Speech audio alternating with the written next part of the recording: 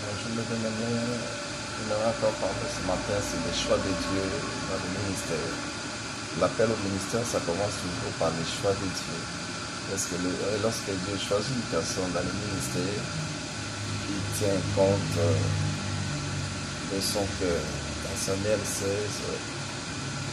7, on a vu comment Dieu avait fait son choix sur David. Alors que dans la maison de son père, il y avait ses frères qui étaient des gaillards, des gens comme Eliab. Mais lorsque Samuel est parti, il a voulu rendre. Son regard était porté sur Eliab. Dieu a dit non, c'est pas lui. Parce qu'avant, Samuel regardait peut-être sa gabarit à sa taille. Dieu regarde ok. Pour exercer le ministère, servir Dieu, c'est simplement du cœur. Il faut que tu aies un cœur pur. Dans l'île dit même que ceux qui ont le cœur pur, car ils verront Dieu.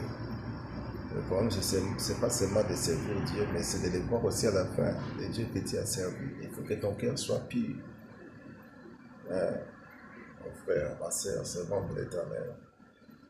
Dès que pour entrer dans les services de Dieu, la meilleure des choses à faire, c'est d'abord de prier à Dieu que votre cœur soit pur et sincère envers lui.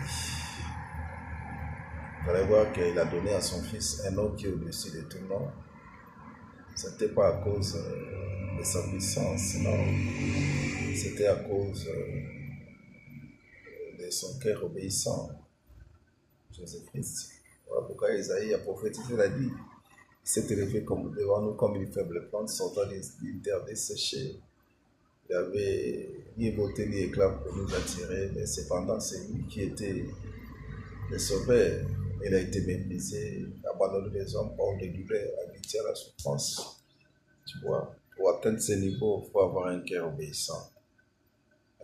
Dans l'exercice du ministère, dans l'appel au ministère, c'est avec un cœur obéissant que tu réussiras à accomplir ta mission, à accomplir la volonté de Dieu selon l'appel et le ministère que tu as reçu.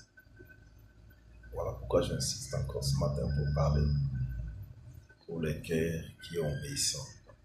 Que Dieu vous bénisse et les bichops particuliers. Au bénéfice.